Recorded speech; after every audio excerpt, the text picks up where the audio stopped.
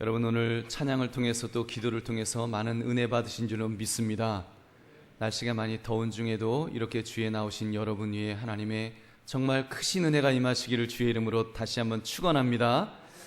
오늘 여러분과 함께 나눌 말씀은 진정 믿어야 할 대상, 진정 믿어야 할 대상이라는 제목입니다. 기독교인에게 있어서 가장 큰 가치를 이야기하려고 한다면 믿음이라는 단어일 것입니다.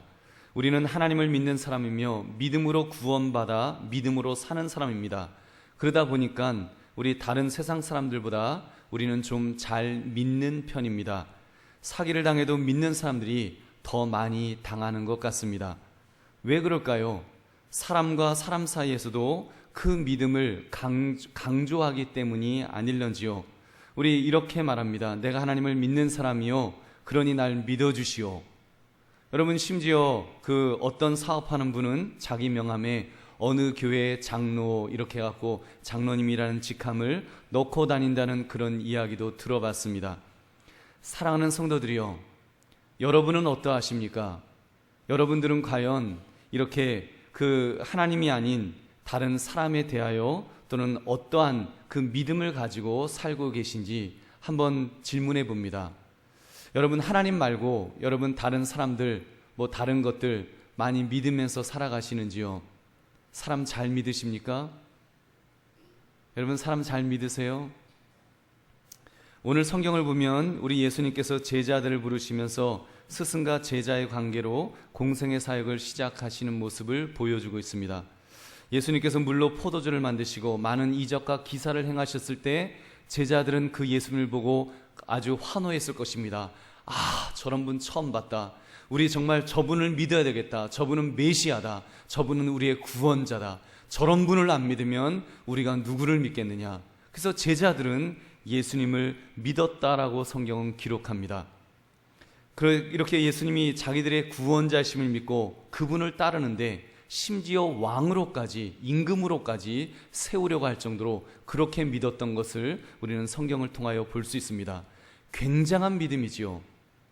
그런데 오늘 성경은 우리로 하여금 섭섭하다면 섭섭하고 좀 아이러니한 예수님의 모습을 발견하게 됩니다.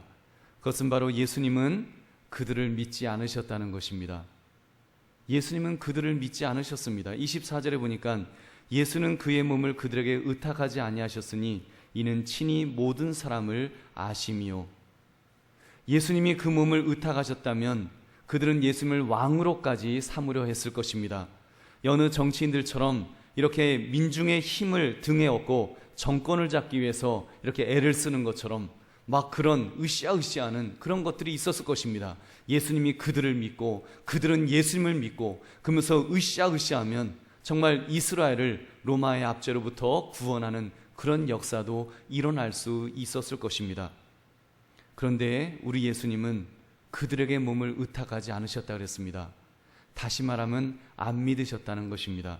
심지어 베드로 같은 수제자, 예수님께서 내가 십자가에 매달려 죽어야 될 것이다 이런 말씀하실 때 그 베드로가 말했습니다. 예수님, 다른 제자들은 다 예수님을 부인할 망정 저는 아닙니다.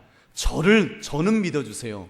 아주 예수님에게 자기를 믿어달라고, 수제자인 자기를 믿어달라고 아주 강력하게 이야기했습니다. 근데 예수님 말씀하십니다. 야, 사탄아, 물러가라. 그러면서 내가 너를 어떻게 믿냐? 그래서 너 나 이제 3번 부인할 거야. 오히려 예수님께서 그렇게 책망하셨던 여러분 모습을 기억하실 것입니다. 사랑하는 성도들이요, 이 말씀이 여러분에게 충격적이지 않으신가요? 예수님은 우리를 보고 툭하면 믿으라 그렇게 말씀하셨는데 예수님은 철저하게 우리를 안 믿으셨다니 좀 속은 기분이 아니겠냐는 말입니다. 예수님은 우리를 안 믿으셨습니다. 여러분, 그래도 오늘 이 말씀이 우리 하나님의 말씀이기 때문에 오늘 이 말씀이 여러분의 삶에 지표가 되시기를 주님의 이름으로 축원합니다. 여러분, 우리가 붙들어야 될 말씀이 있다는 것입니다. 사실 죄성을 가진 인간의 본성은 누군가를 믿고 의지하고 싶어 합니다. 인간은 사회적 동물이라는 것이 그런 의미가 아닐까요? 혼자 살기에는 너무 겁이 나니까 누군가 같은 종류의 사람들이 함께 하고 싶어 하는 것이 우리 인간의 나약한 그런 본성이 아닐런지요. 서로 의지하고 싶은 그런 심리 말입니다. 약한 존재일수록 그렇게 모여서 서로 믿고 의지하는 것을 보게 됩니다. 여러분, 개미들 얼마나 약합니까? 콩 누르면 죽을 수밖에 없는 그 개미들, 아주 와글와글 모여갖고 개미집에서 모여서 삽니다. 벌들도 보면은 자기들이 아무리 화가 나봤자 한번 탁 침을 쏘고 나면 죽어버리는 연약한 벌들, 그 벌들도 모여서 벌집을 만들고 그렇게 살아가는 것을 보게 됩니다. 모여 사는 것입니다. 거기에 비하면 우리 인간은 제법 센 것 같은데, 제법 힘이 있는 것 같은데도 우리도 얼마나 많이 모여 살아요. 여러분, 우리가 모여 사는 이 모습 보면, 아파트를 지어서 층층이 꽉 가득 채워서 사는 거 보면 우리도 개미나 아니면 벌처럼 연약한 존재임에 틀림없습니다. 그러니 모 대통령은 이렇게 선거할 때 믿어주세요 별로 믿을 만한 얼굴도 아니더구만 믿어달라고 막 그러지 않았습니까? 여러분, 이런 점에서 누가 제일 잘 믿느냐라고 묻는다면 그래도 우리 예수 믿는 사람들이 제일 잘 믿는 사람이라는 생각이 듭니다. 사람을 믿어도 더 많이 믿어주는 사람, 우리는 하나님을 믿는 사람이고 하나님의 말씀대로 사는 사람이니 이 세상 그 누구보다도 믿음을 최고의 가치로 여기지 않습니까? 그러니 잘 믿지요. 근데 본문에 그 예수님의 제자들도 그랬죠. 제일 믿을 만한 사람들이 바로 그 제자들이었는데, 그래서 서로 좀 믿어주고 예수님도 제자들을 믿어주고 그렇게 서로 살면 참 좋겠는데, 예수님을 스스로 모시고 3년간 먹고 자며 동고동락했는데 우리 예수님은 그들을 못 믿으셨다는 것입니다. 여러분, 예수님이 그런 사람들을 못 믿으면 누구를 믿겠습니까? 근데 예수님이 안 믿으셨어요. 왜 그러셨을까요? 예수님은 아셨기 때문입니다. 예수님은 모든 사람이 죄인임을, 죄악에 얼마나 연약하게 노출되어 있는지를 예수님은 누구보다도 잘 아셨기 때문입니다. 그렇게 그들에게 몸을 의탁하셨다가는 예수님을 구원자로 모시는 것이 아니라 자기들의 육신적인 욕심을 채우는 겨우 왕으로 세워서 하나님의 계획을 망가뜨릴 것을 예수님은 아셨습니다. 그것뿐입니까? 한순간 배신할 수 있는 그런 욕심 많은 제자, 그리고 겁 많은 제자인 것을 누구보다도 예수님은 잘 아셨다는 것입니다. 여러분, 예레미야 17장 9절은 말씀하지요. 만물보다 거짓되고 심히 부패한 것은 마음이라 누가 능히 이를 알리어마는. 사람은 알 수 없지만 여러분, 우리 예수님은 하나님이시기 때문에 우리 인간이 얼마나 부패한 존재인지, 믿을 수 없는 존재인지를 누구보다도 잘 아셨음에 틀림없습니다. 여러분, 실제로 베드로를 보십시오. 예수님 앞에서 그렇게 호언장담하더니 막상 예수님이 체포되니까 예수님을 3번씩이나 부인했습니다. 그것도 예수님을 저주까지 했던 그런 배신자였습니다. 가룟 유다는 예수님을 은 30에 팔아먹었습니다. 여러분, 다른 제자들은 예수님이 체포되시자마자 뿔뿔이 흩어져서 다들 어디 간지도 모를 정도로 다 숨어버렸습니다. 그런 제자들을, 그런 사람들을 우리 예수님이 어떻게 믿을 수가 있었겠습니까? 여러분, 그걸 아셨기 때문에 예수님은 철저하게 고독함 속에서 살아가셨습니다. 고독함 속에서. 예수님은요, 누구를 믿고 사는 것이 아니라 예수님은 어떤 면에서 아무도 믿지 않고 홀로이 사셨다는 것입니다. 우리 사랑하는 성도들이요, 저와 여러분도 이 예수님께서 아무도 믿지 않으신 것처럼 우리도 아무도 믿지 않고 살기를 주의 이름으로 축원합니다. 아멘이 없어요. 어떻게 안 믿고 사냐? 아마 그럴 마음일 거예요. 여러분, 그래도 저는 말씀드리겠습니다. 첫째, 다른 사람을 믿지 마십시오. 사람을 믿지 마십시오.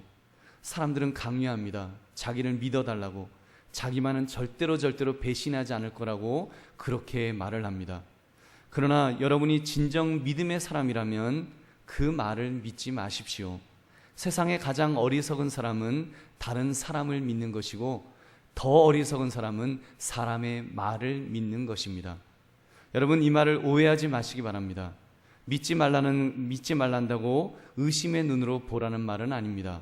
예수님께서 그들을 안 믿으셨지 의심하셨다는 이야기를 한 것은 아닙니다. 여러분, 믿지 말라는 말의 본뜻은 그 사람을 의지하지 말라는 것입니다. 여러분, 사람을 의지하지 말라, 이것이 우리 주님께서 우리에게 보여주신 진리의 모습인 줄로 믿습니다. 예수님은 의탁하지 않으셨습니다. 예수님은 제자들을 의지하지 않으셨습니다.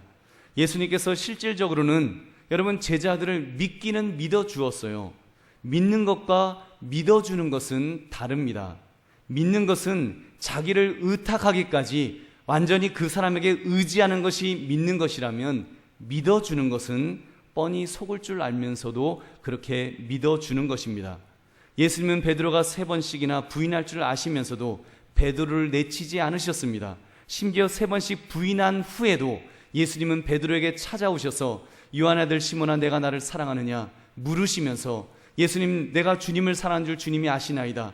그 대답 속에 내 양을 먹이라, 내 양을 치라, 내 양을 먹이라 하시면서 예수님은 제차 사명을 그에게 주실 정도로 그렇게 베드로를 믿어주신 줄로 믿습니다. 여러분, 그런데도 여러분 이렇게 하셨는데도 여러분에게 다른 사람을 믿지 말라는 것은, 우리의 믿음은 자칫 그 믿는 사람에게 의지하려는 속성을 가지고 있기 때문입니다. 여러분, 우리는 믿다 보면, 그 사람을 믿으면 그 사람을 의지하게 되어 있습니다. 약하기 때문에, 우리가 연약한 존재이기 때문에 그 사람을 믿기 시작해 보십시오. 그러면 의지하게 되어 있습니다. 그 사람을 의지하고 그 사람이 나를 갖다가 이렇게 붙들어 줄 것으로 그렇게 기대한다는 것입니다. 여러분, 이런 점에서 부모님도 믿지 마십시오. 여러분을 속여서 속일 수도 있지만, 여러분이 믿고 의지했는데 여러분을 두고 먼저 급하게 이 세상을 떠나실 수 있기 때문입니다. 그러므로 부모님도 믿지 마십시오. 자식도 믿지 마십시오. 교우들도 믿지 마십시오. 여러분, 심지어 목사인 저도 믿지 마시기 바랍니다. 지금 머릿속이 복잡하실 거예요. 이게 도대체 무슨 말씀인가 그럴 거예요. 여러분, 아마 여러분들 중에는 목사님은 화장실도 안 가실 거야, 아마 그렇게 순수한 마음으로 보시는 분도 혹 계실 수도 있을 것입니다. 여러분, 그렇지 않습니다. 저도 죄인입니다. 저도 넘어지기 쉬운 죄인입니다. 저보다 더 훌륭한 목사님들이 쿵쿵 넘어지는 것을 우리는 신문지상을 통해서 많이 본 적이 있으실 것입니다. 다만 그런 목사님들을 보면서 두렵고 떨리는 마음으로 정말 살얼음을 걷는 것처럼 발발발발 떨면서 걷고 있을 뿐입니다. 여러분, 그래서 그런 하나님의 은혜로, 하나님의 붙들어 주심으로 오늘도 무사히라는 그런 마음으로 이렇게 살아가고 있을 뿐입니다. 그러니 여러분, 목사도 믿지 마십시오. 여러분, 사람 믿지 마시기를, 여러분, 목사고 누구고 아무도 믿지 마시기를 주의 이름으로 축원합니다. 둘째는 자기 자신도 믿지 마십시오. 여러분, 자기 자신도 믿지 마십시오. 어떤 분은 그래도 나는 나를 믿어야지, 그럼 내가 나를 안 믿으면 누가 나를 믿냐? 여러분, 나를 믿지 마십시오. 여러분의 자녀 앞에서, 배우자 앞에서 여러분은 진정 믿을 만한 사람입니까? 여러분, 자신할 수 있습니까? 아마 여러분 중에 그럴 거예요. 여보, 내가 당신을 홀로이 놔두지 않을 거야. 내가 끝까지 당신을 붙들어 줄 거야. 나는 당신 절대로 배신하지 않아. 자신할 수 있습니까? 그래요, 따르게는 배신하지 않을지 모르지만 여러분, 내일 아침에 눈 뜰 자신이 있으십니까? 하나님께서 우리의 영혼을 불러가시면 여러분, 오늘 밤이라도 우리는 가야 하는 것이, 그것이 우리의 인생입니다. 여러분, 죽음보다 더 큰 배신이 어디 있습니까? 나만 믿어라고 했는데 내가 먼저 하나님 앞에 불림받아서 가버리면 여러분, 가족들은 배신당하는 거예요. 그보다 더 큰 배신이 어디 있어요? 여러분, 배우자가 떠나가는 것보다, 예고도 없이 떠나가는 것보다 더 큰 배신이 어디 있습니까? 인격적으로는 믿을 수 있나요? 여러분의 인격을 과연 어느 정도 자신을 신뢰할 수 있습니까? 내가 나를 장담합니까? 어떤 분들은 그러더라고요. 나는 나는 여자 문제에는 자신 있다. 저는 하여튼 많이 봤습니다. 여자 문제에 자신 있다고 한 사람 치고 여자 문제로 넘어지지 않는 사람들 별로 못 봤습니다. 여러분, 선줄로 생각하면 넘어질까 조심하라 그랬습니다. 내가 나를 믿는다고요? 여러분, 못 믿습니다. 나를 유혹하는 사탄이 얼마나 강력한데 내가 나를 믿습니까? 인격적으로 못 믿습니다. 내가 그 환경에 없는 것이지, 아직 그 환경에, 그 유혹에 노출되지 않았을 뿐이지, 우리도 얼마든지 넘어질 수 있는 연약한 존재라는 사실입니다. 그러므로 여러분, 이 세상에서 아무도, 심지어 나도 믿지 마시기를 주의 이름으로 축원합니다. 그래도 아멘이 없어요. 여러분, 그렇다면 이제 걱정이 되실 거예요. 우리는 그러면 어떻게 살아야 되나? 아니 이 세상을 믿지도 않고 살려면 도대체 뭘 믿고 뭘 의지하고 내가 살아야 될까? 여러분 과연 그런 인생, 아무도 못 믿는 인생이라면 우리 무슨 맛에 살겠습니까? 사랑하는 성도들이여, 그렇기 때문에 우리는 하나님을 믿어야 될 줄로 믿습니다. 여러분 하나님만 의지해야 됩니다. 시편 61편 1절 2절을 보면 나의 영혼이 잠잠히 하나님을 바라며 나의 구원이 그에게서 나오는도다. 오직 그만이 나의 반석이시요 나의 구원이시요 나의 요새이시니 내가 크게 흔들리지 아니하리로다. 아멘. 여러분 하나님 의지하면, 사람 의지하면, 사람 믿으면 넘어지고 쓰러지고 흔들흔들합니다. 그러나 하나님 의지하면 여러분 흔들리지 않을 줄 믿으시기 바랍니다. 여러분 하나님만 믿고 의지하기 위해서는 다른 것을 믿으면 그래서 안 되는 것입니다. 사람 믿지 맙시다. 나도 믿지 맙시다. 아무도 믿지 맙시다. 그래서 철저하게 고독해집시다. 철저하게 고독해집시다. 이 세상에 홀로이 나만이 있구나, 나밖에 없구나, 정말 이 세상에서는 나 하나밖에 없구나, 나조차도 믿을 수 없다고는, 이 우주 안에 나조차도 믿을 수 없다고는 그 철저한 고독감이 우리 마음속에 있어야 됩니다. 정말 내 마음속에서 그런 고독 속에서 정말 그 고독함이 있어야지 정말 내가 누구를 바라보고 살아야 될까, 내 자신도 바라볼 수 없는 그 철저한 외로움, 철저한 고독 속에서 여러분 우리가 하나님을 만나게 될 줄로 믿습니다. 그때 하나님을 만나는 것입니다. 그분은 알파와 오메가라 그랬습니다. 처음이시요 끝이신 하나님이십니다. 우리 하나님은 전지하신 분이라서 모르시는 것이 없으십니다. 전능하신 분이라서 못하시는 것이 없으십니다. 그 하나님은 공의로우십니다. 그 하나님은 사랑이 많으십니다. 그 하나님은 인자하십니다. 오래 참으시는 분이십니다. 신실하신 하나님이십니다. 여러분 그 하나님을 우리가 만나야 된다는 것입니다. 다른 사람, 다른 믿는 것들 다 끊을 때 진짜 그 하나님을 만나게 될 줄 믿으시기 바랍니다. 그런 하나님을 만나자는 것입니다. 여러분 속에는 문제가 있는 분들이 있을 것입니다. 너무 힘들어서, 너무 어려워서 어쩔 줄 모르는 분들이 계실 것입니다. 해결할 수 없는 문제가 있습니까? 정말 아무도 나를 도와줄 수 없는 그런 속에 계시는 분도 계실 것입니다. 여러분 그렇기 때문에, 정말 오히려 그렇기 때문에 내 속에서 절대적인 고독을 여러분 느끼시기 바랍니다. 그 속에서 절대적인 고독을 느껴보자는 것입니다. 우리 예수님 그러셨습니다. 우리 예수님 제자들 처음 공생에 시작할 때 40일 동안 광야 속에서 그렇게 시작하셨습니다. 금식하시면서 자기 자신을 부인하시면서 그렇게 시작하셨습니다. 40일 동안 철저한 고독 속에서 사단과 싸우면서 그렇게 하나님만 의지하는 법을 우리 예수님 배우셨습니다. 그리고 마지막 겟세마네 동산에서 이제 마지막 기도하실 때 제자들을 불러가셨지만 제자들이 어떻게 했어요? 다 졸면서 예수님 도와주지 못했어요. 거기서 또다시 예수님은 철저하게 홀로이 계시면서 아무도 믿을 사람이 없는 그 순간에 우리 예수님 하나님과 정말 몸부림치면서 마치 야복강에서 야곱이 씨름하듯이 예수님 그렇게 기도하시면서 하나님을 만나셨습니다. 성부 하나님과 만나셨습니다. 철저한 고독 속에서 만나신 거예요. 땀방울이 떨어지는데 핏방울이 될 정도로 그런 고독 속에서, 그 아픔 속에서 하나님을 만난 것입니다. 하나님 아버지와 만나서 하나님과 기도할 때 예수님께서 십자가를 지시는, 그 인성이 있으셨지만 십자가를 지시는 힘과 능력을 공급받으신 줄로 믿습니다. 사랑하는 성도님들, 우리 믿음의 사람은 바로 그 믿음을 가져야 된다는 것입니다. 여러분 그런 믿음을 가지자는 것입니다. 믿음의 사람은요, 그렇기 때문에 힘이 있습니다. 세상 사람을 의지해서 힘이 있는 것이 아니라, 내 힘을 의지해서 힘이 있는 것이 아니라, 우리는 철저하게 무능하고 무능력하지만, 우리는 무기력할 수밖에 없는 존재이지만, 우리는 하나님을 믿기 때문에, 하나님을 의지하기 때문에, 그 전능하신 하나님이 나와 함께 하심을 믿기 때문에 여러분 힘을 가지고 살아가는 존재들인 줄로 믿습니다. 사랑하는 성도님들, 이제 그 하나님의 도우심을 가지고 이제 다시 사람들을 찾아가자는 것입니다.